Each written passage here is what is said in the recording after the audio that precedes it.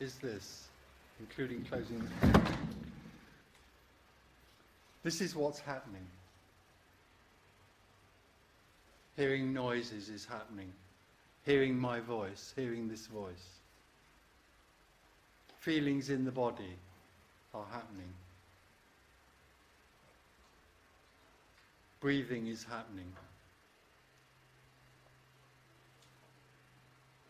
Everything that's happening is simply oneness. Oneness expressing itself. There is no other. And in that happening arises the idea that there's a separate entity to which all this is happening. I am a separate person. This is my body. I'm sitting on a chair. I'm breathing. I'm hearing this voice.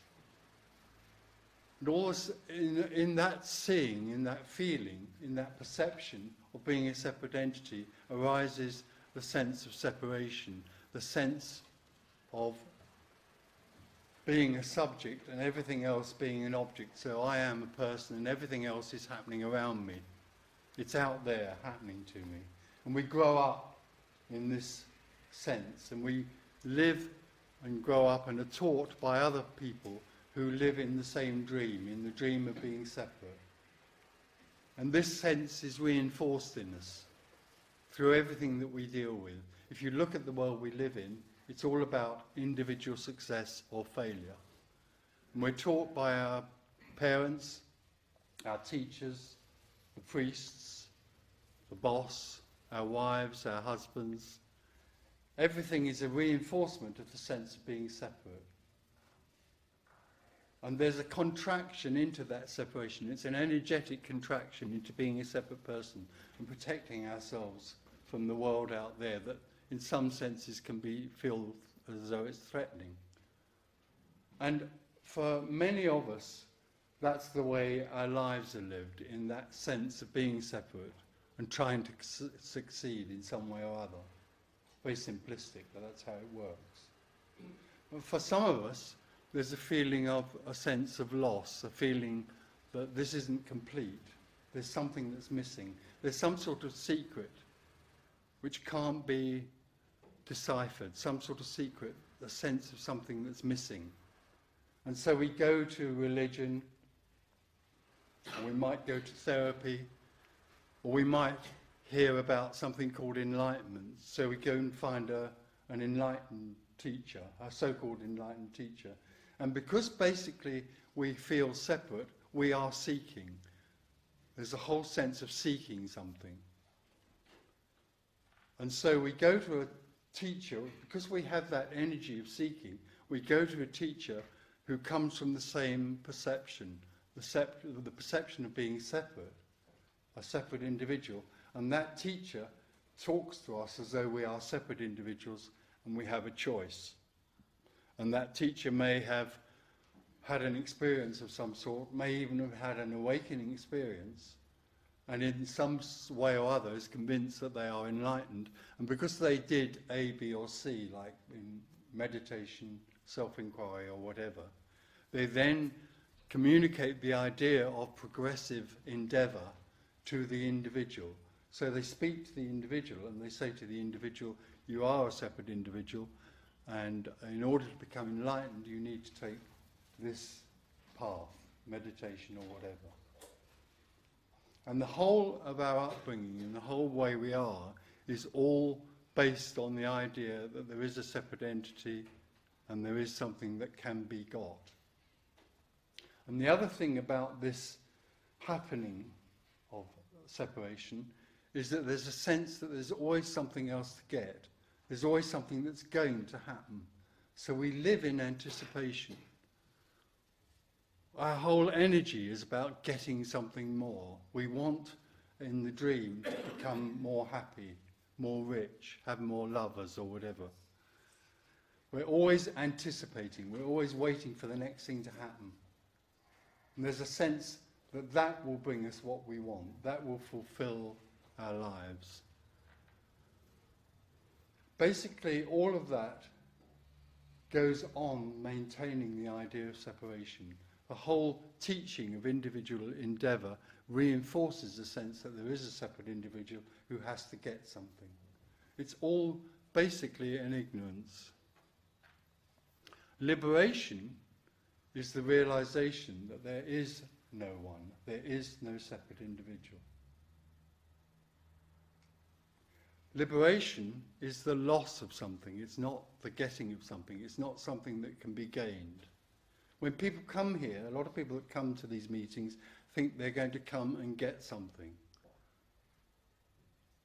If what is communicated is really heard, then there'll be a loss. There'll be a sense of there is nothing to get, that something could be lost, and then thereafter there's a feeling as though the whole idea of personal endeavour falls away. So basically what we're here to talk about today is the possibility that there's no one sitting in this room. There is no one. There is no separate individual. All there is what's happening. All there is emptiness. And in that emptiness, things apparently are happening. But they're happening to no one. That's the whole basis of liberation. Suddenly, there's this world out there with everything that's going on in it, and you are here, and there's this world, and this world is happening to you. What we're talking about here is the possibility that this thing out here simply falls into the whole, and there is no thing out here to which things are happening.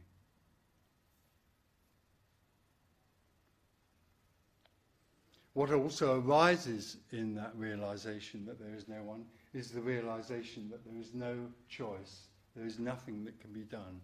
There is no such thing as free will, except in the dream. In the dream of being separate, we feel that we can do things and choose better or worse. In liberation, it's realized that there is no one, there is no choice.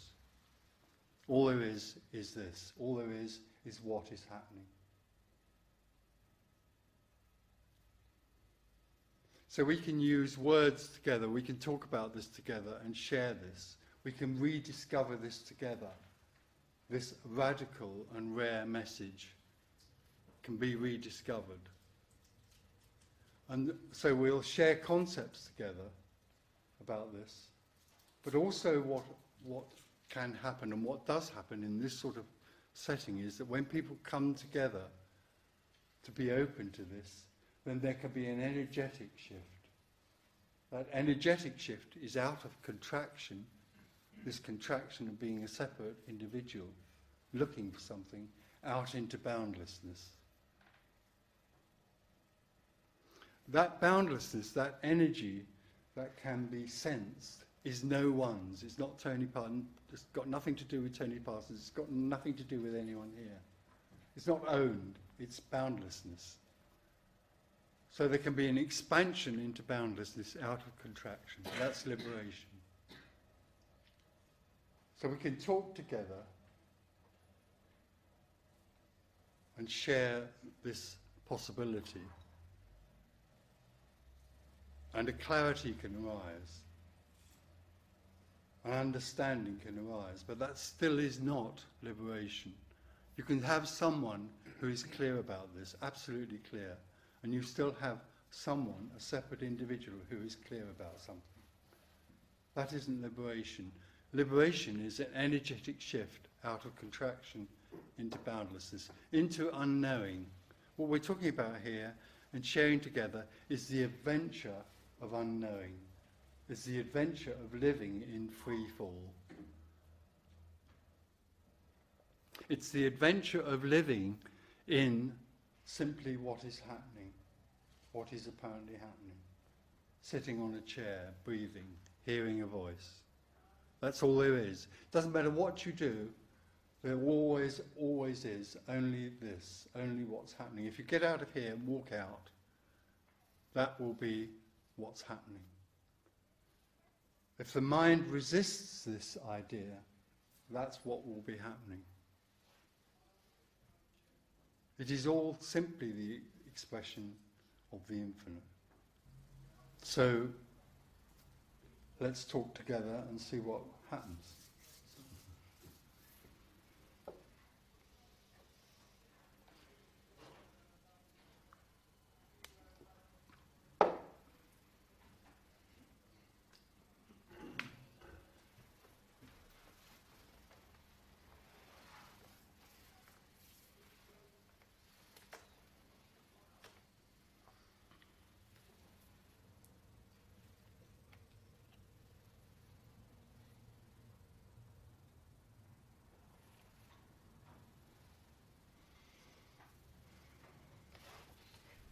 Tony, this is going to be a messy question because I don't really know where it's going now. But you know when you talk to a 2-year-old child or a 3-year-old child, and you look in the eyes and there's just sort of oneness looking at you. You know what I mean? Mm. And they don't look away because there's no self-consciousness. They're just there and they don't have anything to say. Well, they may, but they don't say it. And it's very comfortable, but the person looking back at the child, very often, from my experience, been talking to others about this, that looking at anybody, there is a sense of almost 2 viewpoints. One is looking, and one is either doing a running commentary on what's going on in the background, or else saying, how are we feeling, how are they doing, do we like them, you know, it's doing something else, continually. I have no idea what the question is going to be, but it's, okay, just a little bit more. Sometimes, for me, there is an experience of, there is the running, guy giving the running commentary is gone, and there is just things happening, and there's, and it's so everything flows freely, and there's no problem. But then it comes back, this running commentary, and I'm, tell me about it. Basically, as a tiny child, there is just beingness. So even though a tiny child cries and shouts for dinner or whatever, this is simply aliveness happening. Aliveness is being aliveness. And then there comes a point where, let's say in simple terms, the mother says, well, you're Bill. Right. And then suddenly there's an idea, or certainly a sense of contraction into being Bill. And then thereafter, there's a growing up into being a separate individual. So what you're talking about is the innocence that you see of yourself. What you're seeing in a tiny child is pure being, which is what you are. So from my side, there's like 2 viewpoints looking. Yeah. That's how it feels. One is checking on the other, almost, and evaluating how the other's doing, or something like that. Can words get very difficult here, but can you voice what are these two points of view? Yeah, very easily, yes. From the point of view of the separate seeker, they see through a veil. The veil is the veil of separation. So there's the sense of there being a subject here and an object there called a child. So everything is, in that sense, is a sort of control. There's an idea that you want to measure what's going on so that you can control it and know it. And so we live in the world fondly that we think of as known. We try to know everything so that we can control it and feel safe from it or use it. So basically, from the point of view of separation, from the moment of separation onwards, there's a businessman there that wants to measure. That wants to measure everything and control everything. As far as the child's concerned, there's nothing's in the way of anything. There is no veil. There's no desired outcome of anything. There's no desired outcome, and there's no relationship also. There's not another person. There is simply beingness, and that's what you're recognizing. Thereafter, as we become separate, and more separate, and we get much more of a feedback from other people that we are separate, then we become more and more businessmen. It's like, as a tiny child, when we become separate, we put this thing called a tiny child on a little file somewhere, and we take down another file called being an adult. Right. And we grow up to be adults in a world that we try to control and know. So we never see the reality, we never see the freedom of everything. We never see this. We see what's going to happen next. We live in anticipation so that we can sort of protect ourselves from it. This is... I laugh because the whole business thing is having an agenda. Yeah, that's right. It's a sort of loss, or it's a temporary mislaying of innocence. Yeah. And what we're here talking about today is childlikeness. What liberation is the absolute wonder of this. This aliveness here, this feeling in the body of energy, this sense of knowing what's happening. And that, in the end, becomes being what's happening. There's an initial sense of knowing that you're sitting on a chair. There's probably quite a lot of people in this room who are aware of sitting on a chair, which is still subtly a duality. I know I'm sitting on a chair. There's a knowing and awareness. In the end, liberation is even the dropping away of awareness or knowing of what's happening, and it is simply pure being. It's a celebration of being alive, without any sense of conditioning about it. Does it then sort of deepen over time? Well, liberation is an immediate and direct happening, but it doesn't happen to anyone. There is no such thing as a liberated person.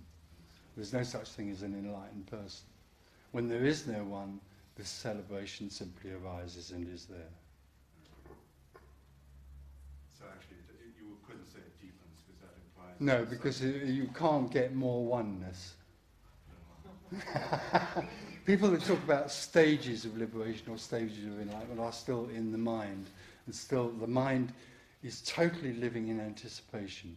This is stage 4, and I'm going to get to stage 5 next year. You know, people that teach levels of enlightenment are usually on level 7 and you're on level 5 or something like that. It's all about anticipation. It's all about the teaching of becoming, which is, as far as the individual is concerned, is absolutely right, because we live as individuals and think we can become better individuals, for instance. It's total ignorance.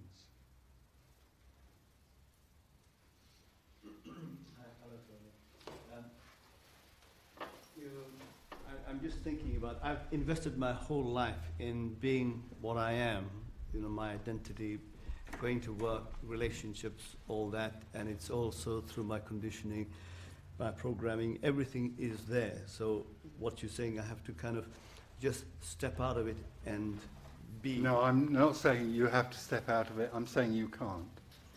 What I'm saying is that there is no one. There is no choice. There's no free will. Nothing can be done. All the time that you, a separate individual, are trying to step out of being a separate individual, then you're going on reinforcing the idea that there's an individual who can step out of being an individual. You see, I get now, what I'm getting now is a feeling of fear. Yes. And I think to myself, I can't step out of who I am, and you know, I've got to meet up my obligations, and No. what is there at the end of... But you've never met your obligations. You only, in the dream, believe you have taken action to meet your obligations. You don't have any obligations because there's no one sitting there. So what do I do now? You're doing it, Right. but you aren't doing it. It is being done. Everything you do is simply being done. No, there's no one in there that's doing that. What you do, what you think you do next, is simply being done. You are being dreamt. Oneness is dreaming that it's you doing something. So being the fear, being where I am, being just what I'm doing now is it, is it? It's happening.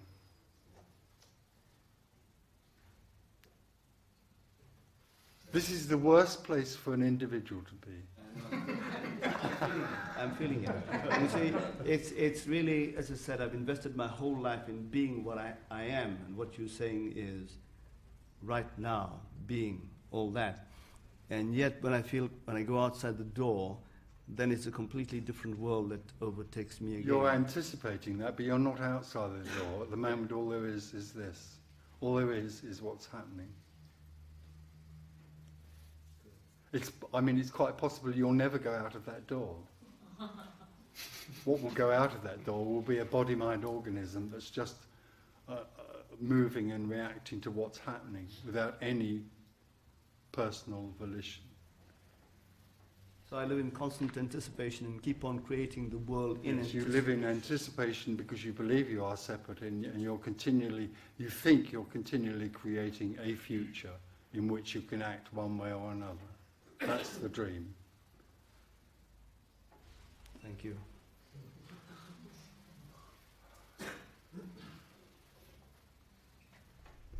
Tony, I read in some of your books that you repeatedly refer to people to whom something has happened, of what you just said doesn't happen to anybody.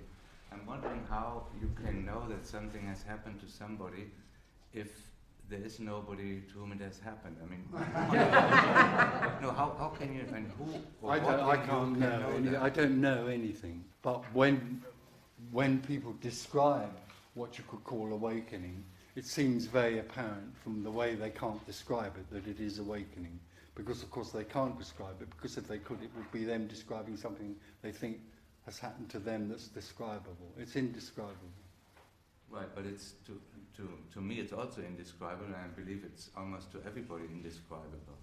And just the fact that you can't describe it doesn't mean that something indescribable has happened. No, not necessarily, no. So what? So is there any point in trying to figure this out, to try to understand? Because you said before there's something like somebody can be completely clear about all this, but it's not bad. And so is there any point in being clear about it? Or is No, it there's no point. There's no point to this meeting. Obviously if there was a point, then there would be a motivation and there'd be something to get. This meeting is utterly pointless. But yet you say that something is happening here. I mean, in the beginning... What happens is, in a sense, what happens is the loss of something. So, as we grow up as individuals, we think we are something. I am something called an individual, and this is something else called a world. What happens in liberation is that the apparent something is no more. No, I understand that, but when you say it's not something we gain, it's something we lose, then still, of course, it's pretty obvious that after you have lost it, you're better off than before. So in a sense, you did gain. Oh, well, you're not better off because you're not there anymore. Right. But that means that the one who was there... Pardon? So no one is better off. There is no one. This is a place where everything can be lost. And all that's left is nothing. And that no thing is just fullness. All the time we're individuals, we're trying to get something.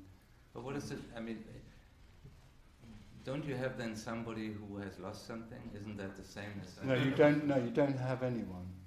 You don't have anyone. You don't have someone who's lost something. And who knows that then? I mean, Nobody knows it, it is known. so you also don't know I don't know. if you're there or not? No, I don't know anything. All there is this. All that you're looking at is oneness. But you somehow have the understanding or feeling that all there is what you are.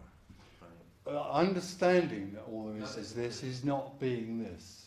It's only someone who understands something. It just so happens incidentally that although there's no one here, it seems that this can be talked about. But the words and the understanding are simply what happens to the person in the story. And there can be absolute clarity about this, and still liberation hasn't happened. So whether we talk about this or we talk about something else, it's just what's happening. Yes, I don't particularly want to talk about whether Fulham will win the World Cup or whatever it is. Can they win? No. So it seems that we're here to talk about nothing, which is sort of ridiculous in a way. This is a wonderfully ridiculous meeting. But something arises out of that. Well, and somehow, at least for me, for all these years now, there's always the feeling that there's a difference between you and me, a difference between, let's say, Yuji and me, or those few others who walk around and talk like that. So, because if I talk like that, or I've been in meetings where other people talk like that, it is different. There is a difference, in a sense, in that you have something and I don't. This doesn't. This doesn't have anything. You have something called you. But there's nobody who has that you. I mean, then It's there's dreamt. It's a dreamt idea. The whole idea of being an individual is a dream. Very hypnotic and very persuasive. I mean, we're all absolutely sure, people in the world are absolutely sure they choose and do things, and there is a choice. This totally radical, uncompromising message is to suggest the possibility that there's something else beyond that idea, that very limited, imprisoning idea of personal endeavour. There's nothing to find. This is it. And it's already like that. Always, already, only this. There is already only this. And we rush round looking for this. And any change that occurs is just a reinforcement of somebody who experiences a change. Yeah, that's just a personal experience. So then the dropping away of that personal viewpoint is not an experience to anybody. No, absolutely not. No, nobody has that experience. And yet you talk about it. Well, I'm not talking. You can't really talk about this in a very direct way because it's beyond expression. But what's going on here is it's being described as near as possible. We're pointing to something that's beyond words, obviously. There's no prescription here. There's only a description, and everybody in this room absolutely knows this already. And somewhere there's a recognition of it. When I say everyone in this room, there isn't anyone. This is totally known. But isn't that still like the same old story that in some ways you create a hope that nothing happens to me? It's possible that hope will arise, and I can't and wouldn't try to do anything about that. Of course, as long as there's a seeker, there's always hope. This is a place where actually hope can be completely lost.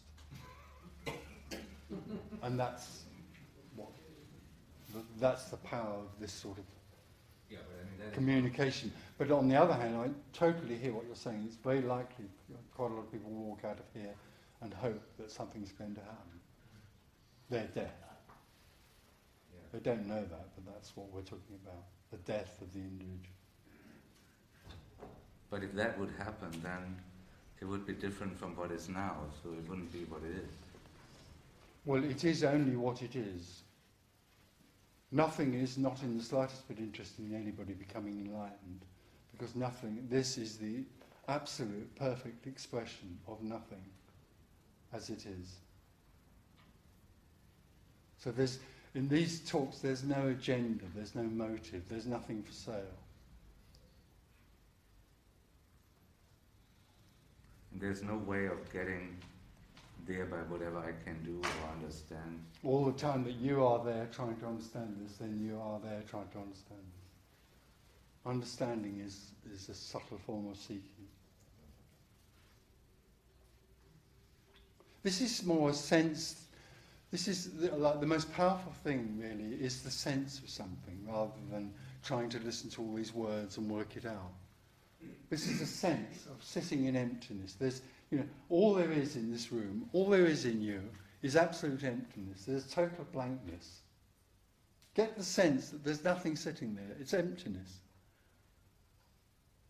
And there's something apparently happening. All there is what's happening.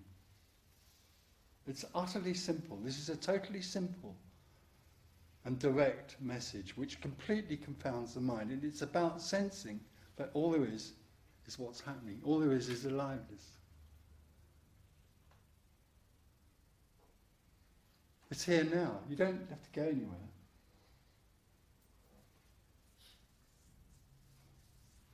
And whatever it is that's happening is it. It doesn't matter what sensing the body is what's happening.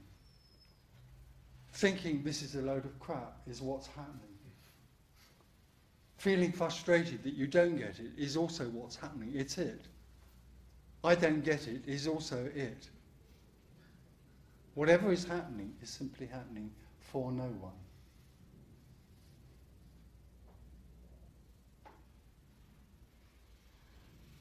So, Tony, what is aliveness?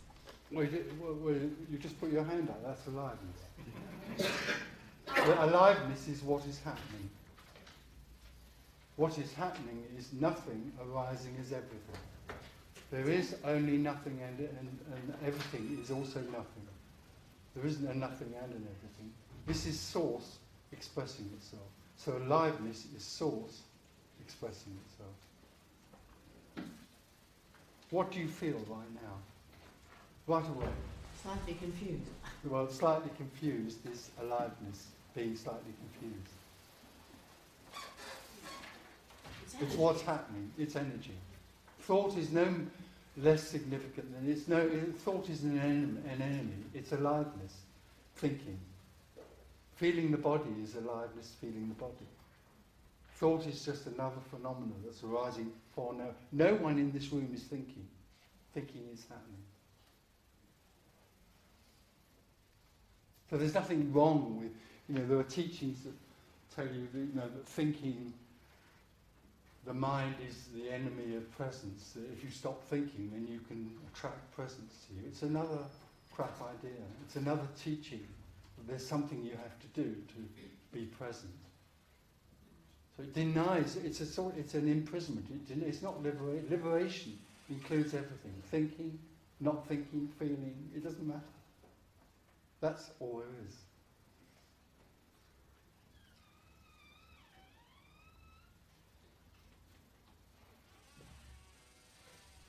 Liberation is everything. Why is there something that has to be dropped? Because that's the dream. When Adam and Eve were in the Garden of Paradise, they ate the apple of self-consciousness.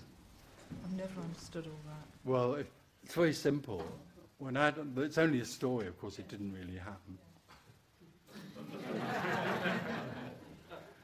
But it's what it signifies, it's a parable about the only thing in the world that self-consciousness is people.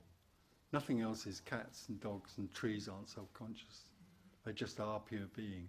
But we have the added thing, the added idea that we are separate people. That is self-consciousness. It's a game that oneness plays. Oneness arises as an individual looking for not being an individual. Let's just say that again. This is the great cosmic joke. Oneness arises and pretends to be an individual looking for something called not being an individual. So it loses its own paradise, apparently, its own beingness, and becomes a person looking for beingness. But there is only beingness. So in a sense you could say that God plays a game of hide and seek, thinks he is not God, but he makes the game so effective because he makes everything God. And so it's because everything is God, he thinks he can't find God, because he thinks God is somewhere. Whereas actually godliness is all there is. It's a game. And all the time you're in the game, and all the time you seem to be feeling as though you're separate, then you're always asking, why did this happen to me? Why did I lose paradise? You never lost it. You only think you have. This is it. It's not the paradise that the mind would think of as paradise. The mind's got a totally different idea of what enlightenment is and what paradise is. Because it's always anticipating some idea of perfection one day, perfect, absolute bliss. Did you say we have lost something? Or We only think we only dream that we've lost something. Because in the last one of your books that I've just read, something, I'm afraid I can't remember the sentence because I'm in the middle of moving house at the moment. But it was so, I don't know what the word is, so strong. And my sense was this was something I knew hundreds, thousands of years ago. And I actually once knew it, but I had forgotten it until I read it then.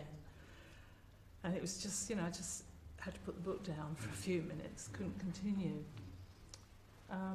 So I suppose I'm just rambling a bit on. That's all right. Don't try and remember what it is. This is absolutely known. This is absolutely known. It's absolutely known that this is it. It's not next week. It's not when you've meditated for another 3 months, or given up chocolate, or self-inquired, or done this or that. It's this. It's absolutely known it's this.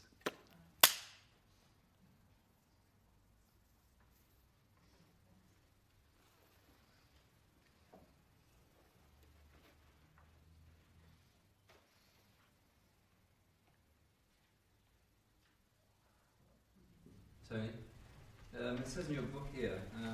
Oh God.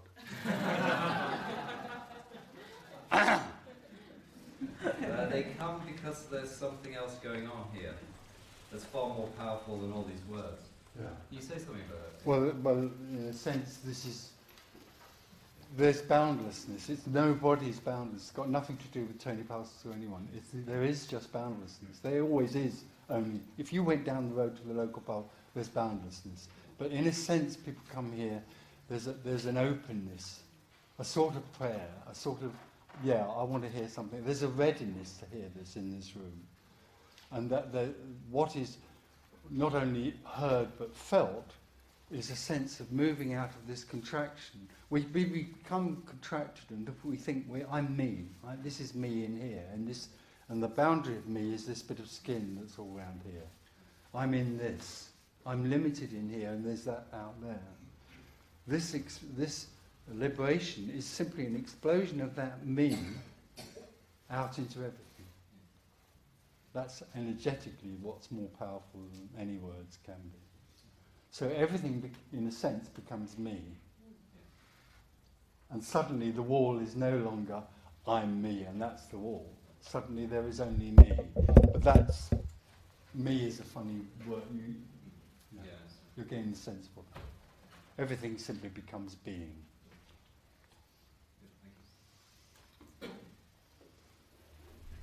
This dream, I'm thinking I'm living right now. Did I create this at some point? No, you didn't create it. There's no you. Yeah.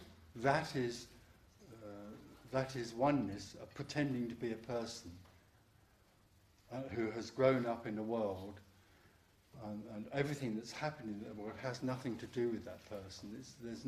There's no cause and effect except in the dream.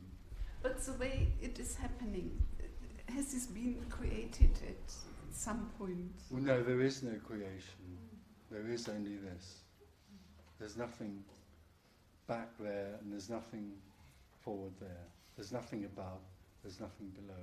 There's nothing in, there's nothing out. All there is this. And why does the dream develop like it does?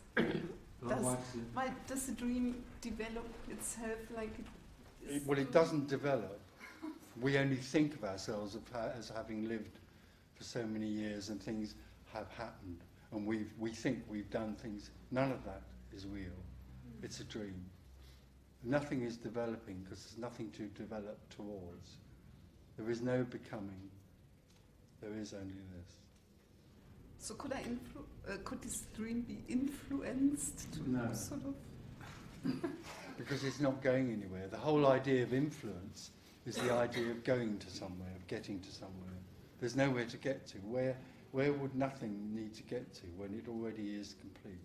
This is complete. This is wholeness. And in that wholeness is the idea that this isn't wholeness. All that's being suggested here is this is wholeness. You don't need to go anywhere and find anything. You don't need to become anything. This is wholeness. Utterly regardless of what you, the mind, thinks about the sort of person you are. That you need to, forgive your mother and heal your wounded child and release emotional blocks. That's the story. That is absolute perfection. So and for everything Did you hear that? For everything to exist in my dream, I need to think it. I need to imagine it. Or No, there is nothing existing in your dream. All there is this. You're back into a story about something existing in a dream. This is all there is. Totally timeless being. No, it's not going anywhere, or it's not going to be better or worse. It just is what it is. But it is a relief, isn't it? It's a huge relief, yeah. It's a sort of relief, and also it sort of feels a bit dangerous. It's a relief, but you think you've lost the controller, you think you've lost the one that was running it.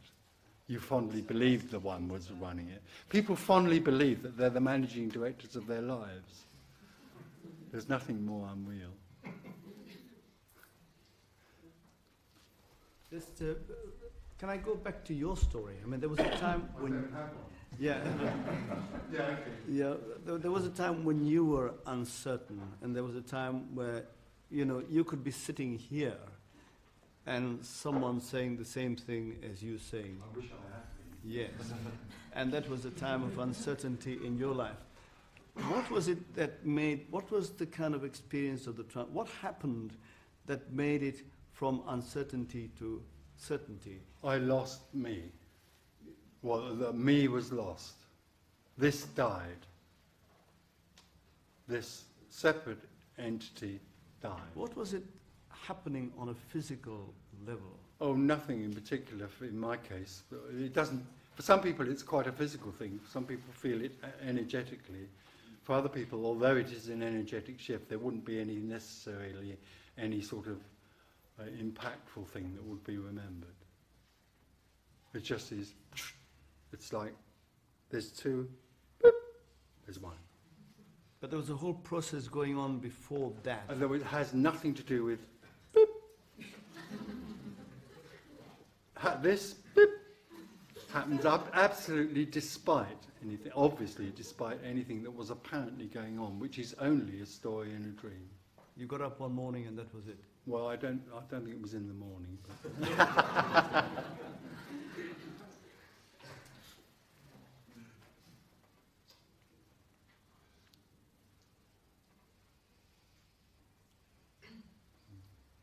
See, I'm sorry to drag it on, but it's like, you know... It's all right, it drags on. Separation is like being made love to by a 600-pound gorilla. It doesn't stop until he's finished.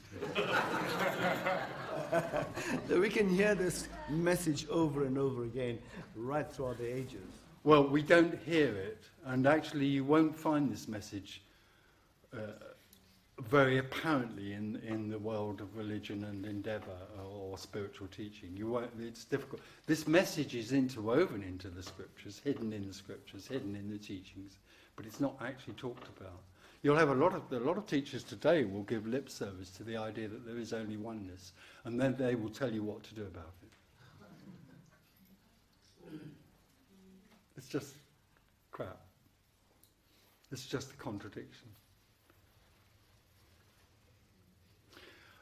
You say, we've heard, this is either heard or it isn't, and it isn't heard by anyone. Nobody in this room can hear this, but it can be heard.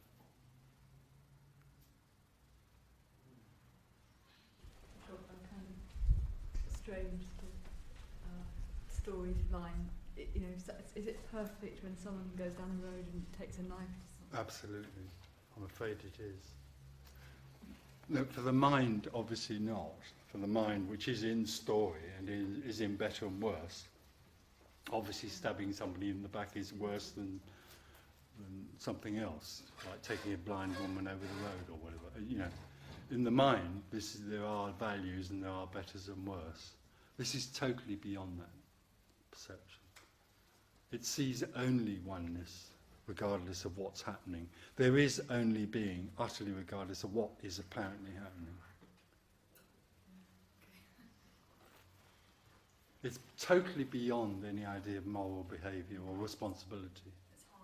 It sees that there is no one. Therefore, there is no one responsible. Nobody's ever murdered anyone. It's what's happening, apparently. And so all the emotion and feelings Absolutely. are just emotions and feelings happening. Except that in liberation, of course, there's no filter of emotions. So in liberation, there is no one trying to push off feelings or bring them to them, doing a deal. I don't want that and I want that bit. In liberation, there's a total aliveness without any filter of any. So pain and pleasure are felt totally by no one. No one owns anything. This is not my pain. This is not my pleasure. There just is pain and pleasure. There's no one to own anything. Because sometimes if someone cries, one feels it as though it's you. Yeah. Is that kind of That's aliveness. aliveness, right? But compassion is seeing that there's no one crying. And in some sense, there's a freedom in that for that person who thinks they are someone crying.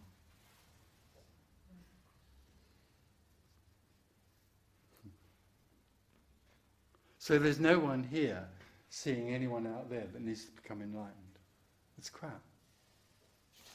No one, there is no one, so there's no one that needs to become enlightened.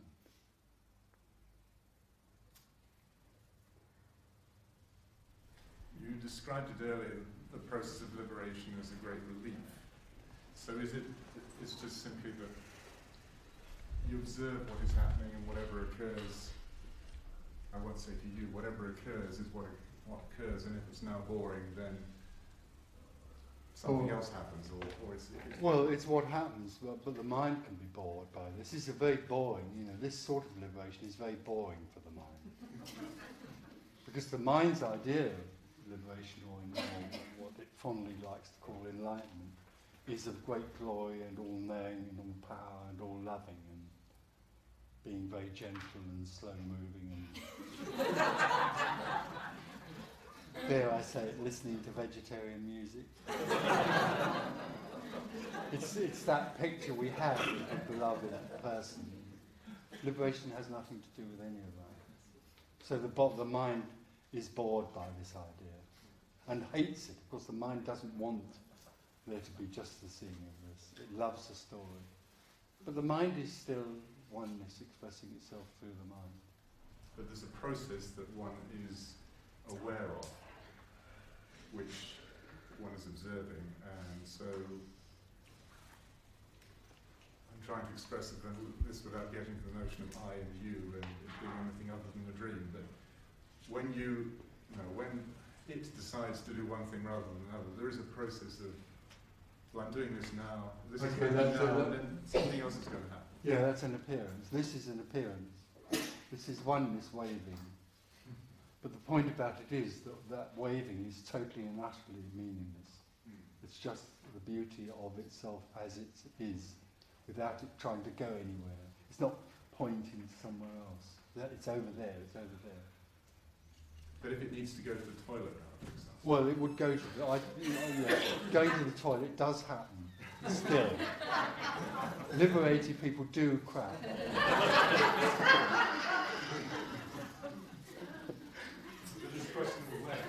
But there's no one crapping. It's just what's happening. The only difference is that it doesn't smell.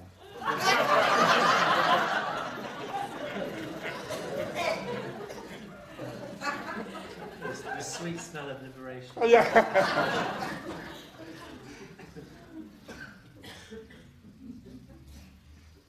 Tony, you spoke about pleasure and pain. Well, you have to have a nervous system to have pain, to know anything about it. There is a nervous system, but you don't have to. Nobody has anything, but a nervous system does arrive. Within the one. It's just oneness. Nervous system. A nervous system. So if there's a nervous system, does that mean that there's a one seeing and a one hearing and a one... No, there aren't different onenesses, hearing and seeing. There is hearing, there is seeing.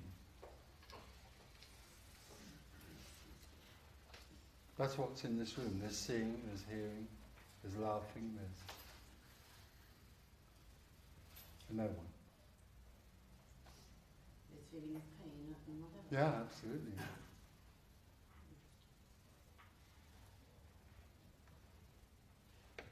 What stops liberation?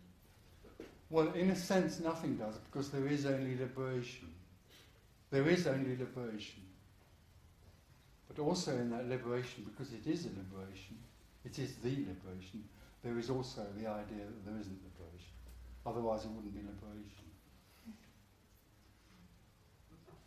You could say what stops the seeing that there is any liberation is the idea that there isn't.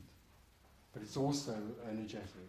It isn't only the idea that there isn't liberation. It is also there isn't liberation because I'm in here.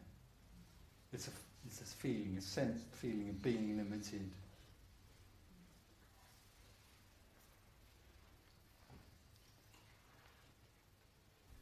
In liberation, is that still interpretation? Oh yeah, everything like that happens, interpreting things happen. There's an interpretation. And there's also a labelling and naming and measuring. I can walk through the liberated people, you can walk through the door still. I do walk through walls, but it costs more. And I only get it on Sundays anyway. No. There's obviously everything goes on as it did before for no one. I mean, actually, that's what's happening in this room anyway. There isn't anyone in here, and everything is going on. But what's also on top of that is the idea that what's happening is happening to you. Yeah. It's your happening. That's what I'm feeling at the moment. I'm trying to catch what you're saying. Yeah. I'm trying to understand the words. Yeah. And I was thinking in liberation, perhaps is there just the sound of the words rather than this. Oh yes. Always trying to catch them and think and respond. And Words are inadequate, totally inadequate. It's sensing it. It's not trying to understand what we're talking about here. It's sensing a feeling of being, there's total emptiness sitting there, and there are things happening. okay, so the interpretation still is happening in the emptiness. Absolutely. It can do. Anything can happen.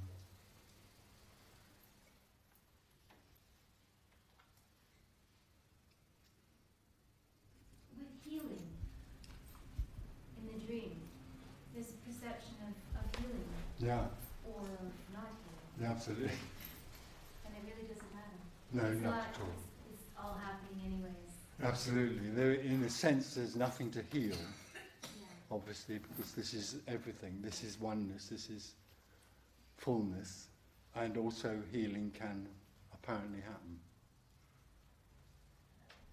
And compassion is Well, I think compassion's a funny sort of word, really. I think my sense of most people's idea of compassion is something to do with empathy or sympathy or putting out a hand to help. As far as this is concerned, compassion is only the absolute destroyer of illusion, leaving freedom.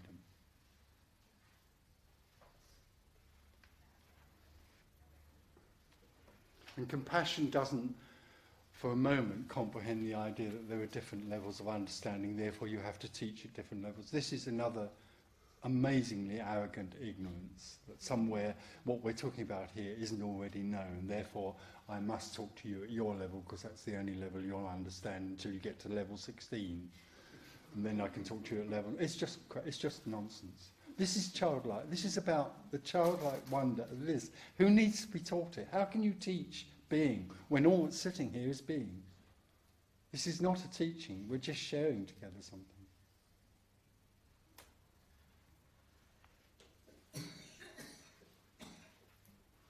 Should one change one's whole language then? Who's going to change it? Well, the fact is that when we talk, what we have, we perceive is separation, we live in separation.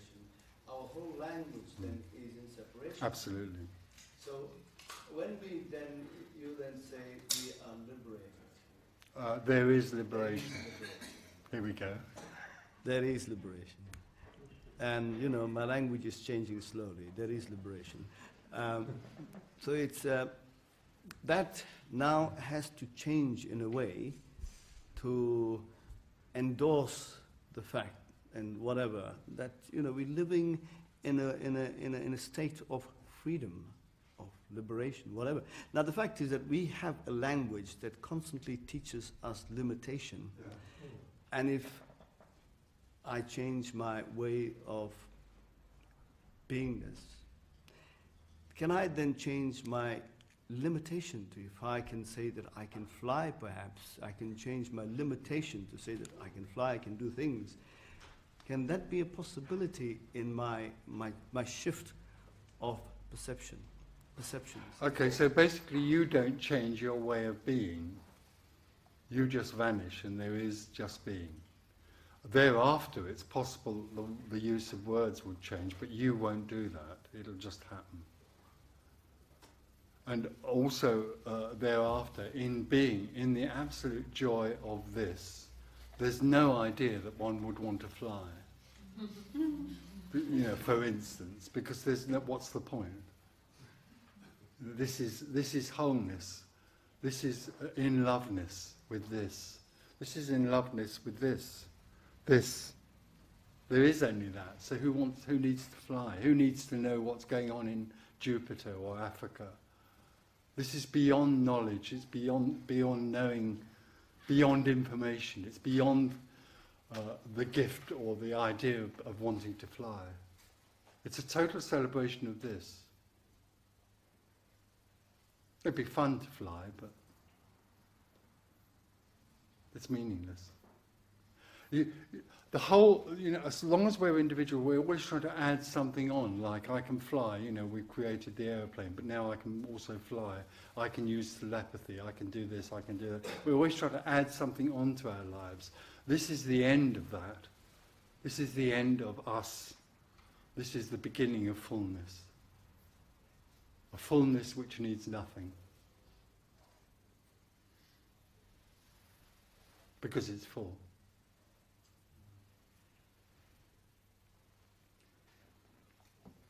When you say you're in love with walls and carpets, is this the same like being in love with a partner? Is there no difference?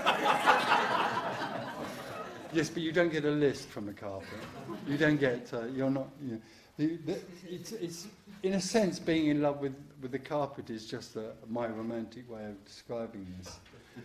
There's no one in love with the carpet. There just is in loveness. There is just oneness. Does your partner look the same to you, like the carpet?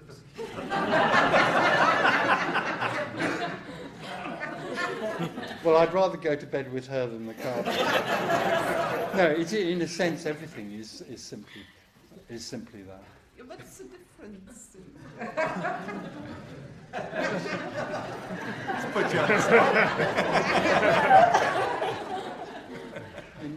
It's impossible to describe. It simply is impossible because the mind thinks in terms of values of certain things as against others.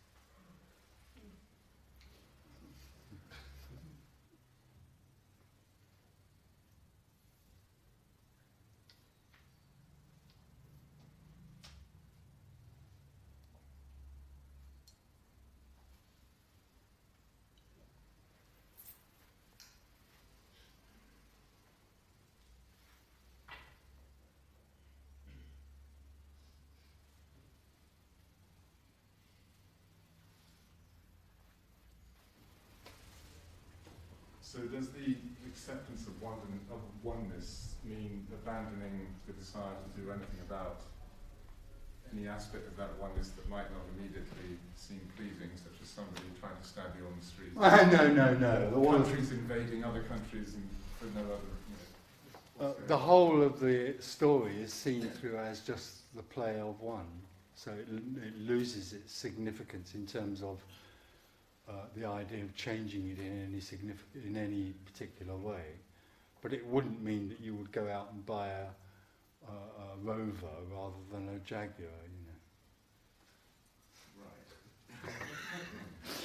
In other words, judgment about values at that local level still happen, but there's no longer any sense that owning a Jaguar is going to make you feel any more fulfilled than owning a Rover. But judgment at a local level, such as, this connects with compassion that we were talking about. If you, for example, the feeling that the oneness would include wanting to help. No, absolutely not. No. So that's an illusion too.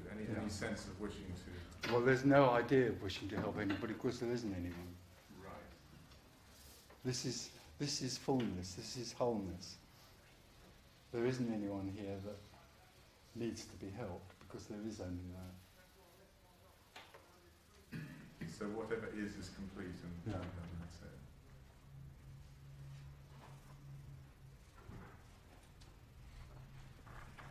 I got the feeling once where I was just a gigantic projector.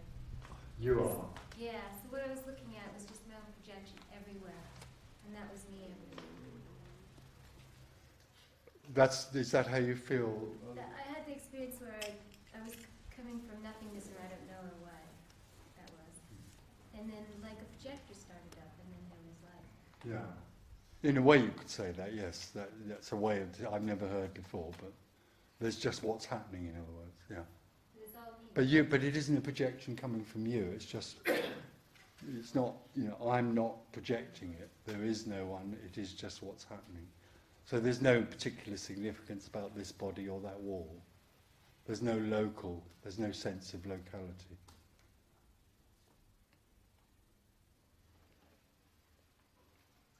So I have the sense that this is all a plane of consciousness. Just a plane. This is all this sense of being. It's a manifestation of something bigger. no, it isn't. It is everything. So what is the role of what different traditions call spiritual practices? They're totally and utterly redundant. I mean, basically, they're seen as the mind's idea of a method or a path towards somewhere, and it is when there is no one, it is seen that there is no path and there's nothing to go towards. The whole idea that there's a becoming or a moving towards something is a total denial of the realization that this is it. If this is it, who needs to go anywhere? So how can you come back to the space of knowing this is it? Well, liberation isn't knowing that this is it. Or experience. Knowing this is it, or awareness of this, awareness of, is prior to liberation. It's still a subtle dual situation. Knowing I am sitting on a chair is still subtly dual. Knowing that there is sitting on a chair is two. Being is completely beyond awareness and knowing.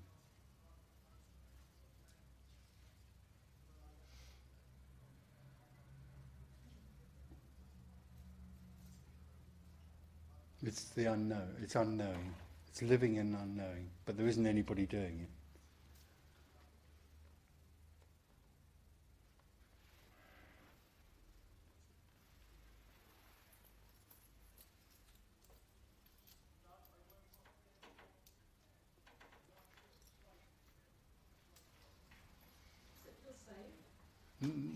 Well, no, there isn't anyone there that would feel safe. It feels both dangerous and like home. But that's not a very good description either. It's indescribable. It's totally the natural place. It's totally natural and very ordinary. And very extraordinary in that it's not extraordinary in the sense of it being special or different to anybody else, because everybody else is this. But it is extraordinary in that it's total freedom. Everything arises in that total freedom of being what it is. There's no longer somebody here trying to measure it or calculate what it is. Everything simply arises in that freedom. I mean, going back to tradition, this is spoken about in all of the teachings underneath.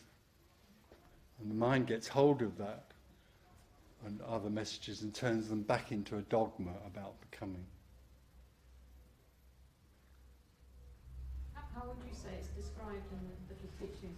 I'm not very good at that sort of thing because I gave up reading them, but recently there's a book coming out about what's called Advaita. And there's one chapter on what I am and some other very few people are talking about. And it attacks what we're talking about and says that the traditional Advaita, the teaching of becoming, is the only root, real thing. And basically, when this is argued, then the argument comes from the dogmatic interpretation of the scriptures, of, for instance, the Advaita, the original Advaita teachers. Mind you, this is interwoven in every teaching. Christ and Buddha and all of those people, underlying their message was this message. It's not new.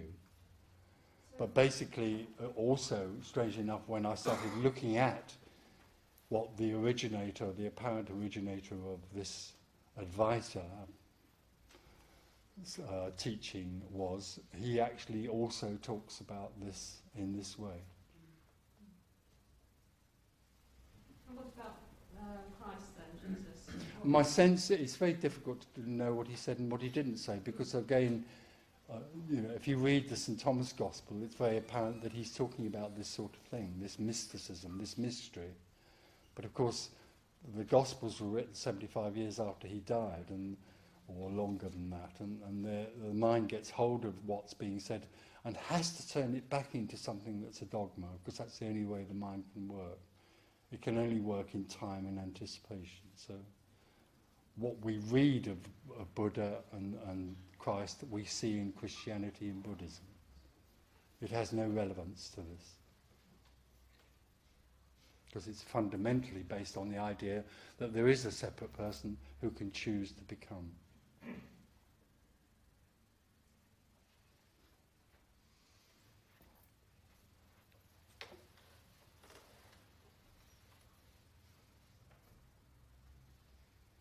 If there is no point to this, what leads you to come here to talk about? I'm not here. Nothing, it's what happens. Yes, but There's no motivation, it's just what's happening. I'm trying to sort of Yeah, I know. grasp. Yeah. The mind wants to get hold of some sort of formula or some sort of reason for. There is no reason for this. It's happening. So the illusion of you talking to us, me, the one, is just that. Is only seen from the point of view of the individual. If that was the case, I would suggest you get up and walk. If it was the case that I was talking to you and trying to get something, I would get up and walk out right now. Because you're back in the whole thing, trying to understand something, trying to get somewhere called great clarity and all of that. But I'm still trying to see what you're... I'm trying to avoid the word motivation, but I can't avoid it. Well, you can't, because you think I'm only presuming, but being someone or something, you see something else over here that seems to be something, and you attribute to this the same ideas that come out of that there is a motivation to do things. So it's the infinite expression. It's oneness playing the game.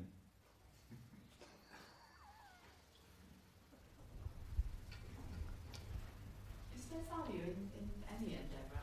No, none at all. No, except for the satisfaction of the individual. All the time we're in the dream of being an individual, then there's a value in everything, really. Even being a victim has a value. You can become a very professional victim, or you could become a great artist or whatever. All of that is all of that artistic expression is simply an expression of the longing for oneness. You know, Mozart's Requiem, bang. All of that expression is a longing for oneness. And it has no value because in that sense, because it goes on reinforcing the idea that there is something to long for and someone to long for it. So without the endeavour, the beauty's there anyway. Because there's nothing to get. That's the beauty. But when you say there's nothing to long for, anyone longs for home. Oh yeah, no, sorry. What I'm saying is, as an individual, there's always longing. Directly separation happens, there's always... Everybody in the world is a seeker. Everybody is longing in the end to go home, but they think selling lots of cars might do it, or whatever. You know, the motivation that we see in the world, like invading Iraq or selling lots of second-hand cars or writing a beautiful, somewhere will fulfill some sense of loss. And make it all right. Yeah. If you look at the world, that's the whole story is like that, isn't it? Yeah. Winning the lottery, if I win the lottery, then it'll all be all right.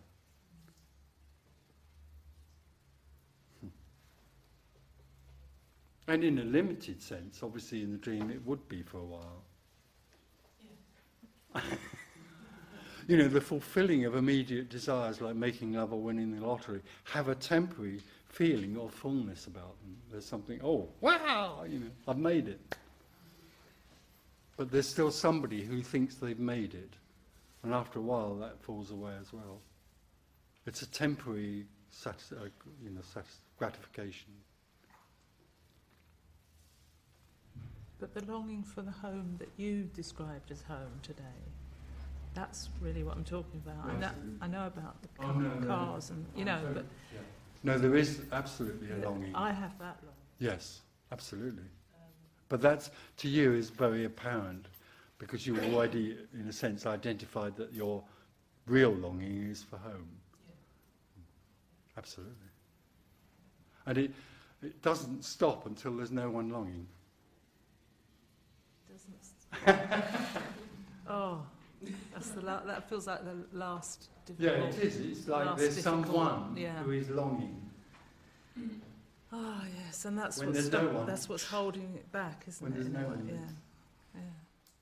So our incredible energy, the effort we put into finding home, like meditation, going to India, going here, doing that, giving up things, you know. It's another obstacle in a way. It is, but it's a very understandable one, because we think we're going to get it. The one fundamental thing we don't see is that the thing that's in the way of it is the guy trying to get it.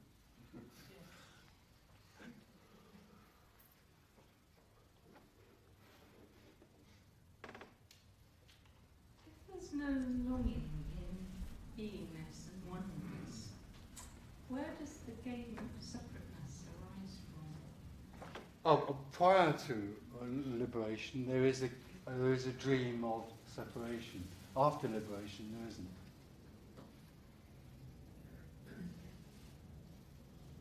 I think I misunderstood earlier. You said something about the oneness. I thought you said the oneness engenders this game. Yeah, oneness arises and pretends that it isn't one. It loves the game of pretending that it isn't. Have you noticed? Yeah, oneness. This is oneness. The whole world is oneness, pretending that it isn't one, and looking for oneness. Like I am all that is. I am one, and I will become two to become one.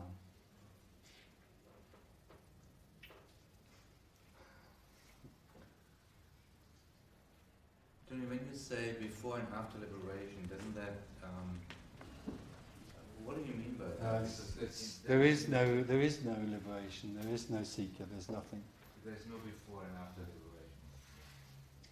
But in order to talk in this way, there's a sort of use of words which speaks to that which can hear the words, but also speaks to that which hears something beyond the words. But you would say that time is part of the dream, and therefore absolutely. After there's no before and after.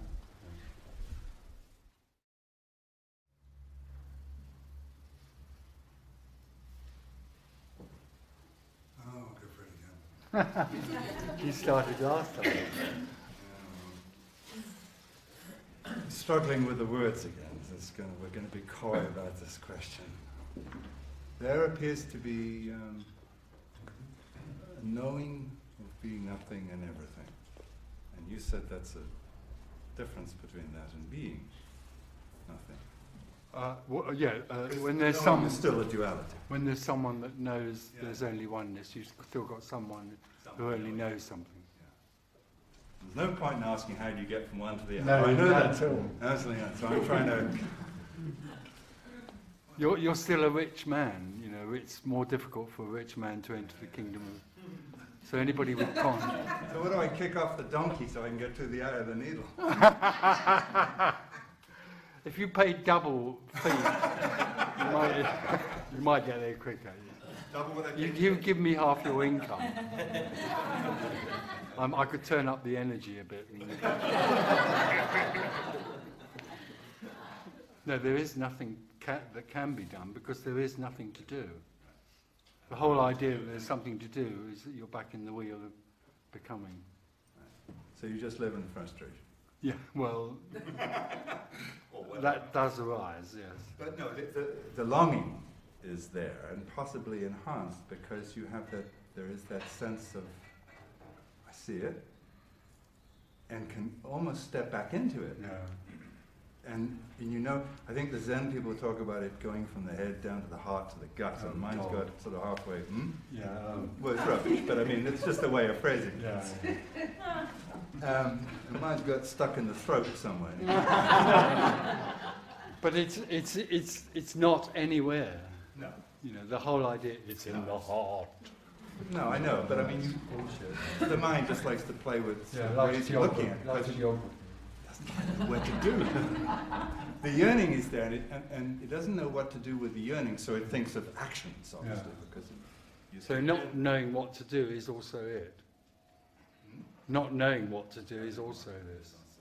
And feeling frustrated that you don't know what to do is also this. It can't be escaped from because it's all there is. All there is in this room is what's happening, which is nothing and everything. So, let's all go home.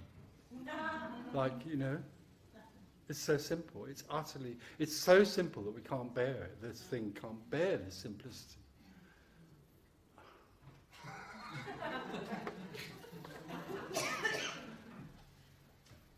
Even in the end, however uncompromising this message is, there's still the seeker, as far as the seeker is concerned, there's still something to get. And it's ridiculous for this to try and express this in any way that would then negate the idea of seeking, because that's nonsense. You know, seeking, being awake and being asleep are the same thing. It's just beingness.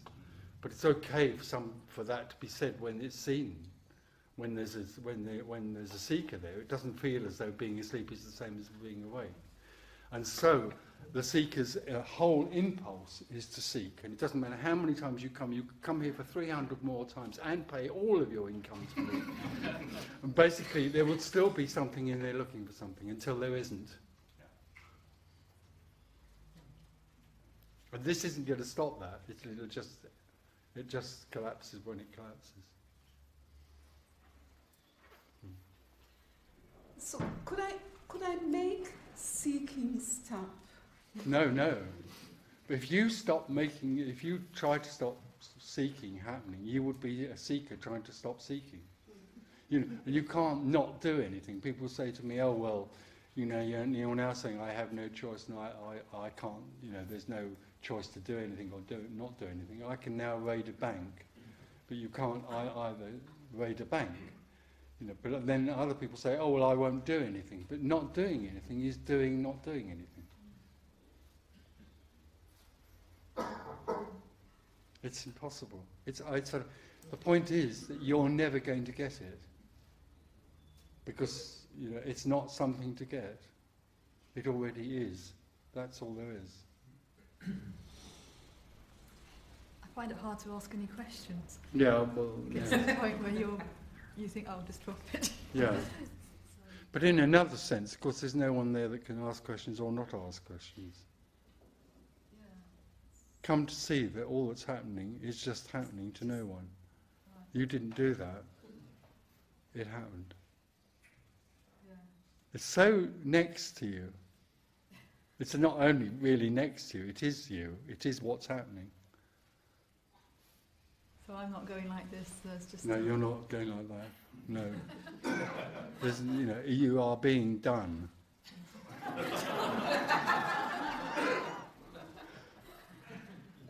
That's being done. That's being done. This is being done. Isn't that wonderful? That, whatever happens is what's happening. And nobody's doing it. But also God, there's no destiny. There's nothing out there. There's no one out there. There's nothing else out there that's doing that. It's just being done. It's just movement. And it has no meaning. It's not no significance. It's not going anywhere. It's not, you doing that isn't going to make the world better. It doesn't need to be better. It's absolutely immaculate as it is. Right? This, and this, and this. But in a sense, there isn't even a this, and a this, and a this. There's no continuation. This is deep mystery. Does it have to do with eternity actually meaning no time? Yeah, eternity doesn't mean a long time. Yeah, it's time. It is timelessness. This is the eternal isness. There is only that. There is no other.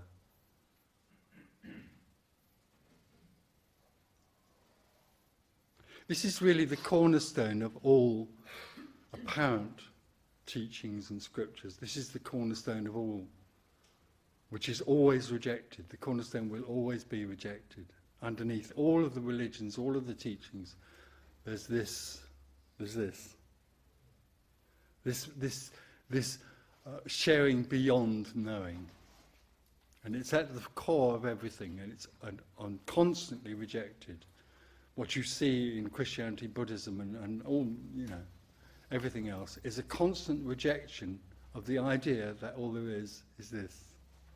And is that because it can't be marketed? It can't bear it. Well, it can't be marketed, obviously, but it can't bear it. The mind, which is which is represented by Christianity and Buddhism, let's say, out of all the other millions, is always anticipating. You look at Christianity and the kingdom of heaven and Buddhism and all of those things. They all live in anticipation, in becoming. They can't bear the idea that there's nothing. There's nothing. They talk about nothing. They talk. Oh yeah. Yeah, I could name a lot of very, very current teachers who talk about nothing. And then they sort of add on something afterwards. You can't get this, but in the meantime, what you need to do is that, and that. It's bullshit. And that keeps you imprisoned.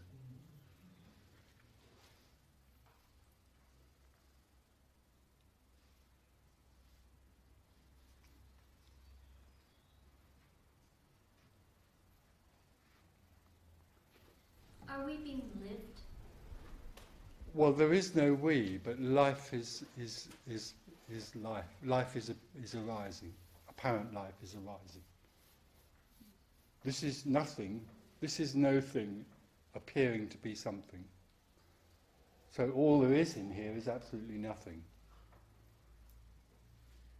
which seems to be moving around and wearing funny shirts and things. Absolutely, that is it.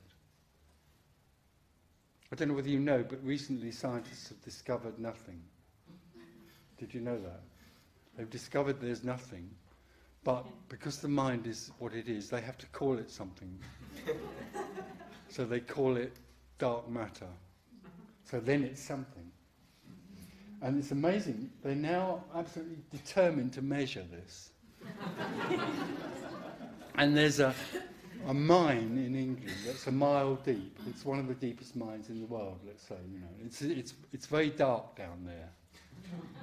So the mine thinks, okay, well, we'll go down. They built a laboratory down there. We're talking about millions of pounds, your money. No kid, this is real. They built a huge laboratory down there with guys that go down every day. They wear these hats and lights and look very, very important. And they walk along this corridor and they go into this laboratory, which has got a treble sealed door. And they go, it's wonderful. And they go in and they've got little thing, you know, they've got loads of equipment going, and then there's a thing in the middle with one of those things you measure volcano, you know, the needle thing. They've got about 6 or 7 of these things, all juggling up and down, going like this, you know. One's red and the other's blue. And they're absolutely positive, because especially because they're down in the dark, that they're going to one day be able to measure nothing. Which they call dark matter, you know. They're saying that 97% of the universe is missing. Yeah, yeah. But it's so good. So they're spending all these millions of pounds to measure something that is totally beyond measurement. And all they had to do was give me a ring.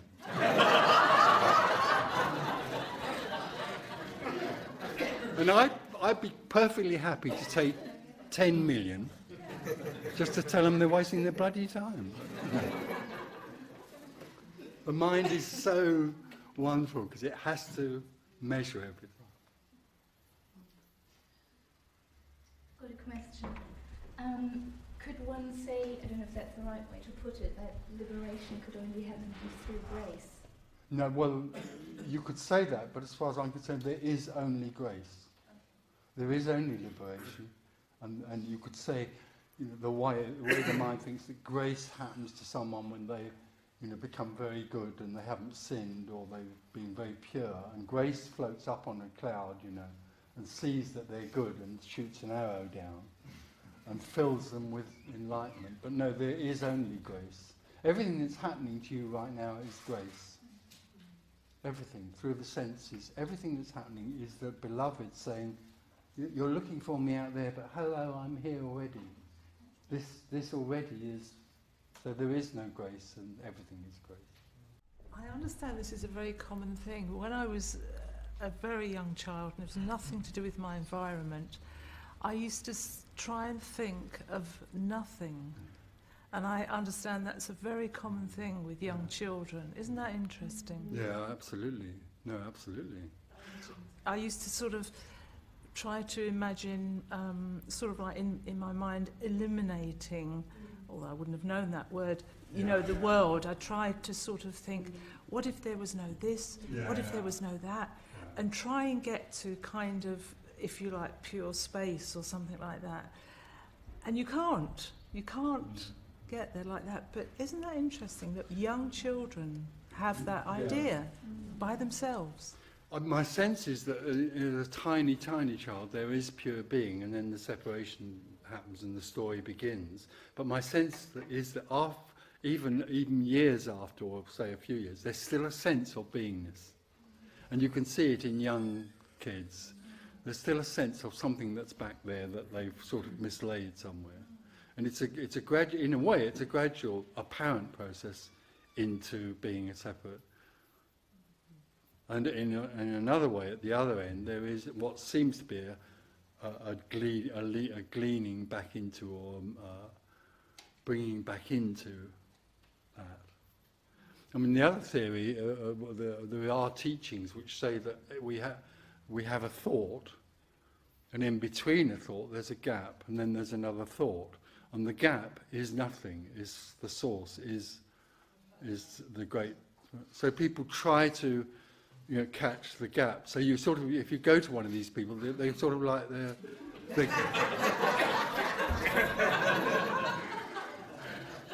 trying to get only. How many gaps have you had today, Bill? I had 16.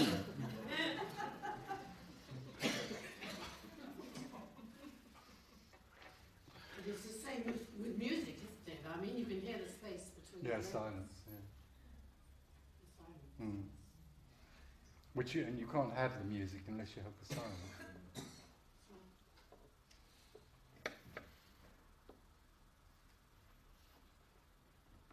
So this is silent sounding, and this is stillness moving.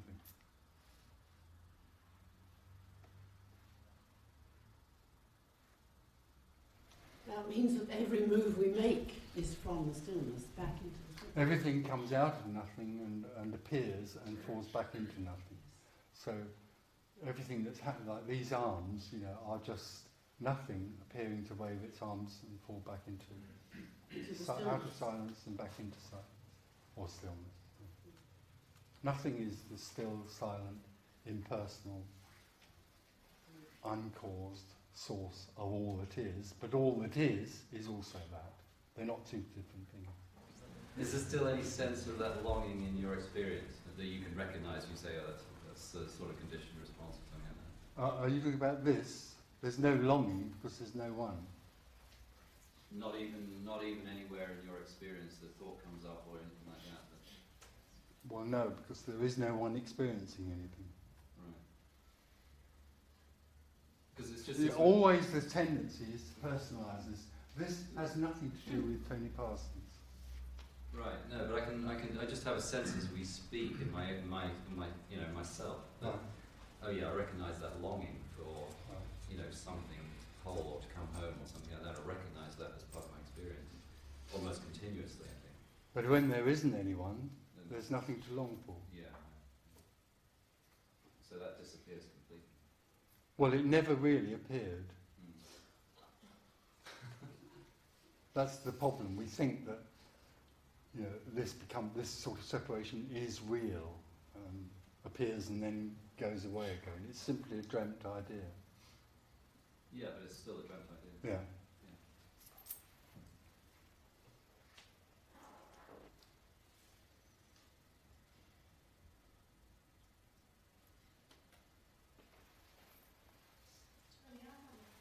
Sorry, I think I'm going to ask questions, but I'm just interested in your use of the word dream.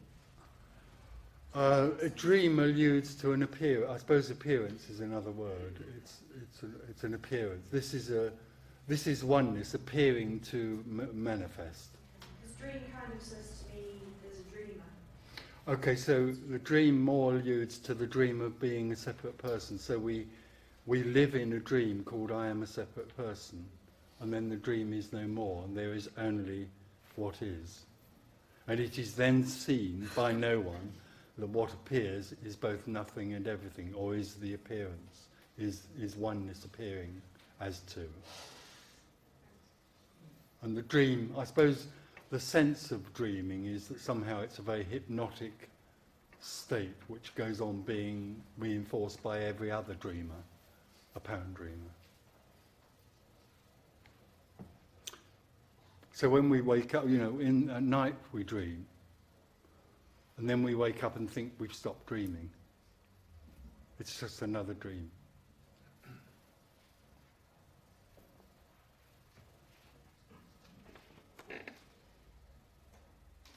Is the definition of a dream something which doesn't last? Yeah, absolutely, because nothing lasts really. It's all just an appearance, which is transient. Well, do you, in a dream, I see solid forms. Do you see solid forms?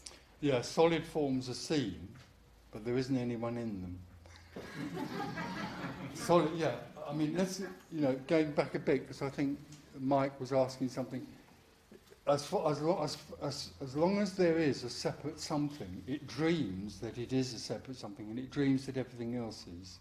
So, like we were talking about seeing through the veil, the businessman, the dream is really the dream of the idea that I'm this separate person and you're another person over there.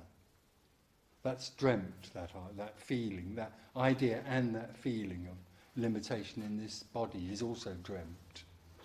After awakening happens, awakening is awakening from the dream that I am a separate person. How does it look like? Well, it looks the same. It looks just the same. You're just what you. If you came up here and saw you, well, you wouldn't see you, would you? But if you came up here and saw this, you would see what's seen here.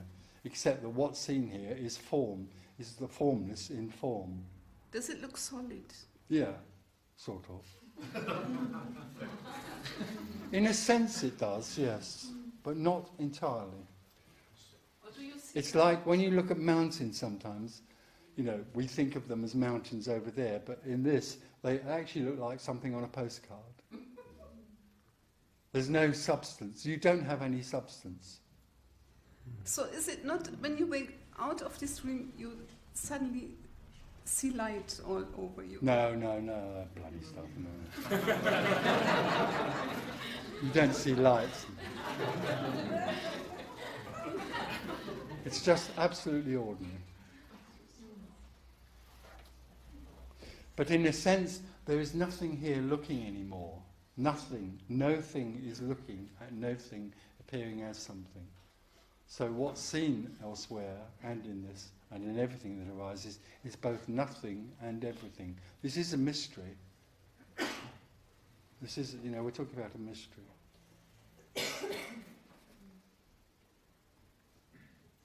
But Tony, the mountains aren't solid. I mean, nothing is solid. Everything is energy. Even in our dream, we know about atoms. Yeah, and even the scientists have discovered that. Well, yeah, I mean, we have our polarity within the atoms, which holds things in shape. So nothing is solid. No. And there's lots of space within everything. Well, really, the space that's in this room is simply, again, the representation of nothing. The space that we think is like in the room, I'm 12 foot from you, is actually nothing. It's the representation in this of nothing. There's a lot of nothing in this room. In fact, in the end, of course, there is only nothing in this room. It's only that the things that we think are something are nothing appearing as something. You got that? Absolutely. So the chair I'm sitting on is actually not solid. It's merely held in a... It's nothing appearing as in the form of a chair. It's nothing chairing. Yes. Is that partially due to our limited scan of vision?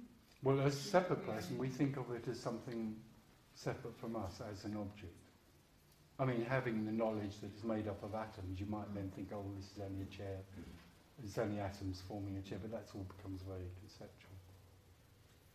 I mean, it's no good trying to trick yourself into thinking you're going to see this until, when there's no one looking, it's seen. If you were to look at everything through a microscope, it would all be different. Yeah. Yeah. The scientists, I mean, they're going to the point of really, they're going to really the edge of, Absolutely. what truth is. Yeah. So what they discover, but what they discover, they must also see in perception. They must incorporate that into their mind. Well, no, they can't. No. This can't be incorporated into the mind, which lives in time and anticipation and space. This, what you call truth, although there is no such thing, this reality of liberation, of there being only nothing and everything, is absolutely beyond the mind's comprehension.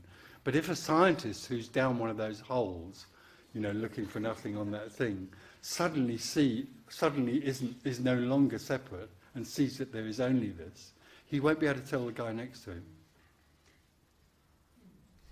It's mainly a kind of a laboratory thing. No, but you can't tell anybody this. It's impossible to tell anybody this.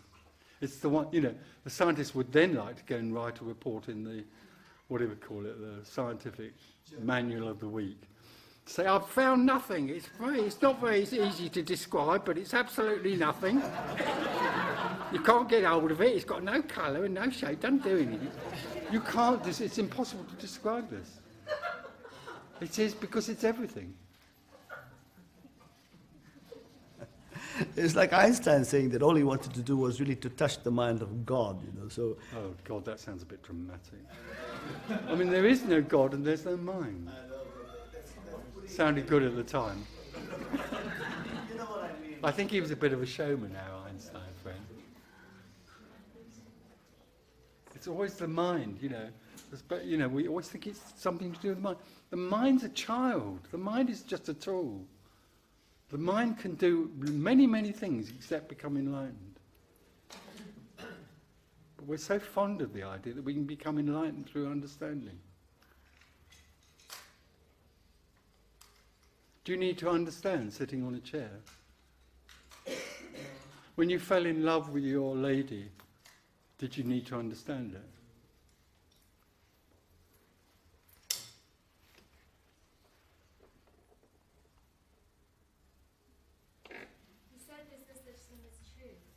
Sorry? You said there's no such thing as truth. Or at least that's what I thought I heard. Well, not as far as I'm concerned, no. I thought that what is true. Well, there is what is, but that it isn't a truth. The truth. It isn't. There is no the truth as far as I'm concerned. The truth implies some sort of implicit fact. What is isn't. You know, this is what is. It's not the truth. It's just what is.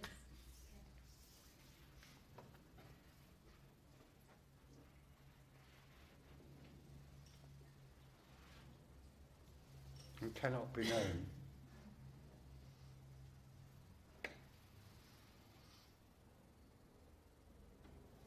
It's strange though, because teachers of the truth often, you know, the truth seems to change. Yeah, that's true. And there's something sort of very kind of reassuring about your consistency. My consistent refusal to be consistent. I mean, the whole idea of the truth is to find a treasure, isn't it? It's like we'll find the truth together. You know, it's like you then find it somewhere. And the lovely story I like is that a man was walking through the desert and he found the truth. You know, he suddenly found the truth, and God said to the devil, "See, now what are you going to do? He's found the truth." And the devil said, "Well, I'm going to help him organise it." We've got, you know, we have to find something and then do something with it. So if there is no body, there's no me, no you, no us, then there's only aloneness, and that seems a big frightening. Yes, there is only aloneness. Do you live with somebody? Yes. All right. I mean, do you know what their tea is like? You know, well, there's no way. We are totally. This is totally alone. And in a sense, you know, the feeling of being a separate person that's alone brings an idea of loneliness, but aloneness is actually all oneness. What I have in mind is I remember being very small, being only a baby, and it was feeling dark and being absolutely terrified because there was nothing, and just this horror of this nothingness. Because of separation, you feel that you're separate and it's dark out there, and what is there out there? So that aloneness. The idea that aloneness is frightening, then that's just an idea of there's separation. I think it moves out of loneliness into aloneness, into all oneness.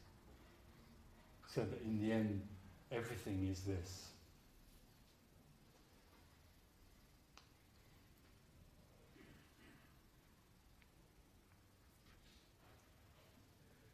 So is the basis of all fear of death, really, alone, which is Loneliness. That's pretty lonely, man. Yeah. But basically the basis of all suffering is separation.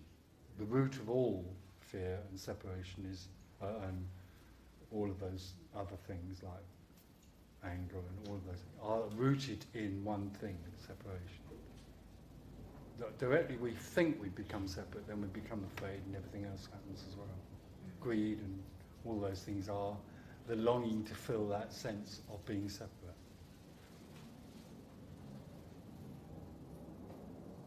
And it doesn't matter what you do with the person that's separate.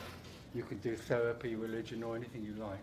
There's still underneath that separation. So therapy sort of fills in little holes here and there called, you know, neurotic blocks and anger and all that stuff. And underneath there's a hole where the water runs out called separation.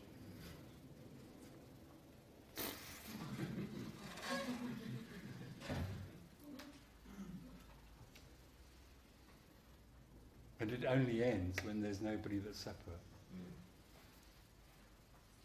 Do you feel frustrated at times? No, I don't feel frustrated, but frustration can arise, especially when you connect with BT or anybody like that. No, or anything can happen in this, anything happens, but for no one. So frustration, just as before, frustration arises for no one before then you think it's your frustration.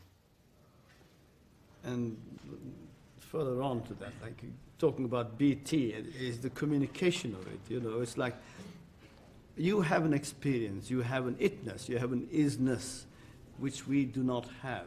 Well, I don't have it. It is simply there. It is what is. There's nobody here. This has got nothing to do with this thing here having anything. There is only isness. Like someone said that, it's like someone said that, you know, you could taste the strawberry. We have never tasted the strawberry. How can you describe the strawberry, the taste of a strawberry, to somebody who has never tasted a strawberry? No, this is rather like telling somebody a recipe for plum pie, which isn't the same as eating it.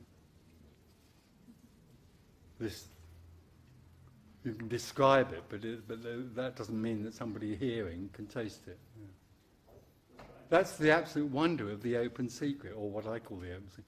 The wonder of it is that it's totally open, it's everything, but it can't be described to someone who still thinks it's a secret. All the time you're looking for it, it remains a secret. When you're not looking for it, there it is. And also, what also comes along with that seeing is the realization that you can't tell anyone else. Because of what you say, you can't tell anybody else what it's like to taste a strawberry. Isn't part of the problem simply that it's too simple to say? Because if we want to describe it to someone else, we've got to use language. We've got to have a subject, an object, and a tense, and all those have gone. It's not possible. It's too simple to describe.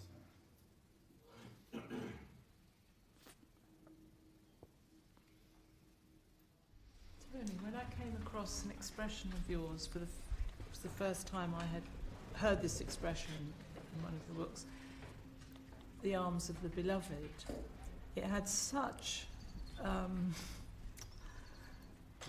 appeal for me that I actually felt as, you know, there was nothing to do with my mind. I still don't understand really with my mind what that means. But whenever when I wasn't reading it, but whenever I recalled that expression, I felt as if I was in the arms of the beloved. Is that sort of authentic? It's a sense of something. A sense of something. Yeah, or is that me imagining? I don't know. Well, it's, again, impossible to describe. There is a sense that sort of resonates with some people and not others. And eventually it becomes that there is no beloved to be in the arms of, there is only belovedness. But initially there's a sense of being welcomed back home by something. I'm intrigued by the sense that the body seems to have a priority of its own. If we start from the other end of the scale, sort of saying, there is only this, and these colours, and these senses, and these, and this texture, and so on. But if this becomes severe pain, then suddenly we seem to be drawn back into a state of saying, I am me, and I've got to do something about it. I am my body. Well, it's the only thing I think that you can't seem to maintain it then. Well, you can't maintain it anyway. Obviously, nobody can maintain beingness because that's all there is. It doesn't need maintaining because it's everything that's happening, including pain. No, I mean your body has to be preserved if it's in danger. That's Not really. You only think it has. There's an instinctive, an instinct to survive, thing that draws which you just out, happens. Yeah. Focuses you down away from this. And if you have a headache, you take an aspirin, and there's nothing right or wrong. You know, that's just what happens. But what we're talking about here is the possibility of seeing that there's no one that decides to take an aspirin. Yeah. And the pain isn't anybody's. Yeah, that's okay. Except that when the pain is very severe, I think it tends to make you think in very personal terms. Right. Despite all your insights of the past. Oh no, absolutely. And if it's still only an insight, then very quickly the personal separated, the personal entity will rush back when any drama happens. All the time it's still only an understanding.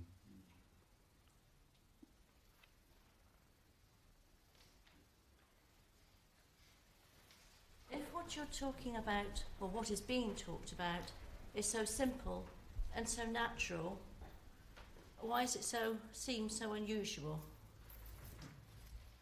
It only seems unusual to the seeker that is in the dream of being separate. What seems normal to the separate seeker is that they live in a separate world. But actually that is also this. Living in the separate world is also being, arising is living in a separate world. So actually there is no difference.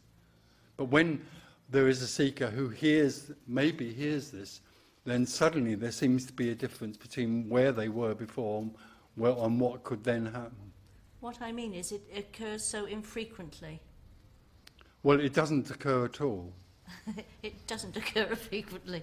No, it doesn't occur. You know, the teaching, the traditional teaching that only 6 people become enlightened every 1,000 years is another load of crap that the mind likes to think up to make it even more difficult and exclusive.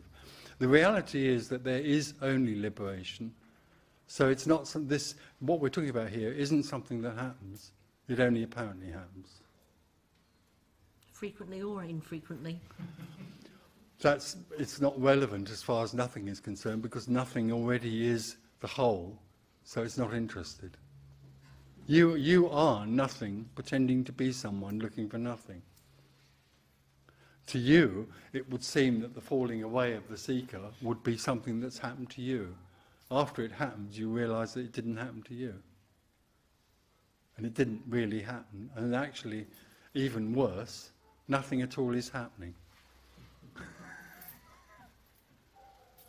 We're talking about a mystery again, so you can't say that liberation happens infrequently, because it doesn't happen. But in talking in this sense and answering questions, the words are used to indicate something that's beyond the words. The danger with that is that the mind then thinks, so awakening or liberation is something that will happen to me or won't happen to me. It won't. It's not like that. So the association with holiness and sagaciousness, wisdom is just nonsense. Yeah. They're all personal attributes. By the way, what's sagation? I've never heard of it. Sagacious, saint, like saint. You see these people being referred to as a saint. Right. You do know. Sort of. Pretty simply sagacious. but that's got no relevance at all. Nothing has any relevance when it's applied to the idea of there being a separate entity. So a wholly separate entity is still separate. And it's only holy as far as the local values of that world are concerned. In terms of holiness, you've got the holiness of the westernized Christian and the holiness of the Eastern whatever religion that will fly aeroplanes into Twin Towers. So there's all sorts of varieties of holiness. Yeah, I noticed Ramesh Balsekar talks about the sage this, the sage that, and so the mind here sort of thought that a degree of clarity would give you that. Yeah, that's all personalised dualism. You don't go down. There is no sage. So you wouldn't like to be called a sage? Well, I wouldn't mind.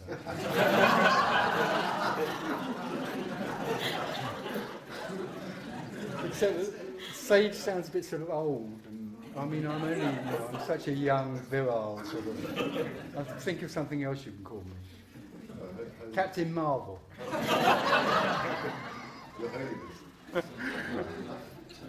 Only the last thing you want is to have a name put on you, because if that happens, that's going to make your separation even worse. Yeah, absolutely.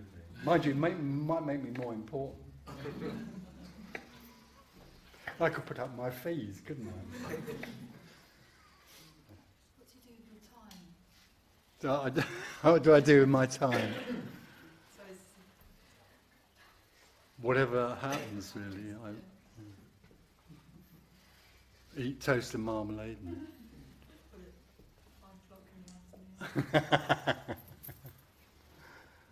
Whatever happens, happens.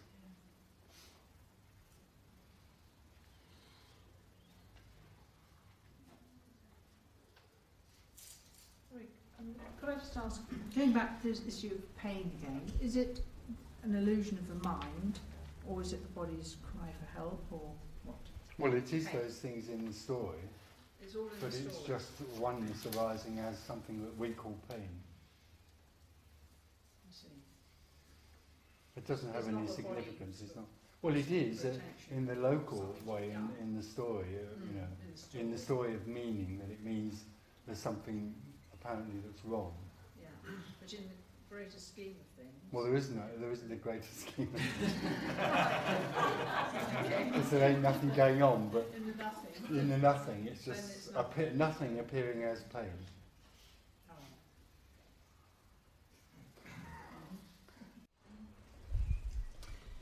Tony, I'm trying to think this out, and I know there's no I, there's no trying, and I can't think. So I'm think. Well, if there's no I, there's Oh, thinking. But there I is can't. thinking, yeah. Yes, there's thinking, but I can't. So I've come here to get that there's nothing to get, except there's no I to come. There's no getting. You can't get something that isn't. It's a contradiction in terms. And there's no us here in the audience and no you talking to us. So I'm just wondering. If you've wasted your money. I have to use the word I'm thinking, I'm supposing. Now, there's obviously no God in the sky, or there's no old man up there, there's no consciousness, there's no beingness. So there is only beingness. So beingness is... There isn't beingness somewhere, there's only beingness. Right, okay. So everything is not being. Up there in the sky. No, thank God. And if there's no... So there's some energy that's sort of looking... Only they can't look, because an energy can't look, it doesn't have eyes. But they look down... No, it doesn't look down. No, there's nothing looking down. No, yeah, that's what I said. There is There's only nothing looking being. down, 'cause they can't look because there's no eye. But There's not an only energy. that, there isn't a separate thing that's looking down. No, but there's an energy that realises that there's Tony Parsons down No, there. but Tony Parsons is energy.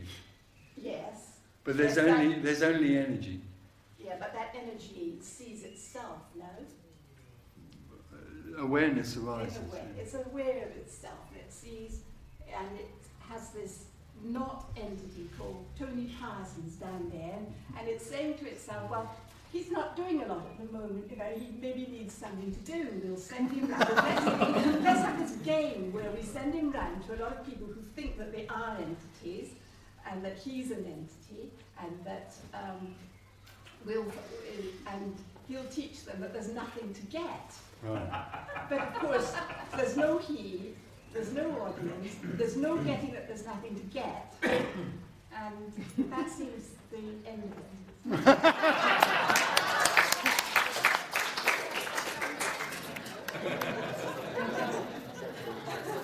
Thank you very much. Thank you.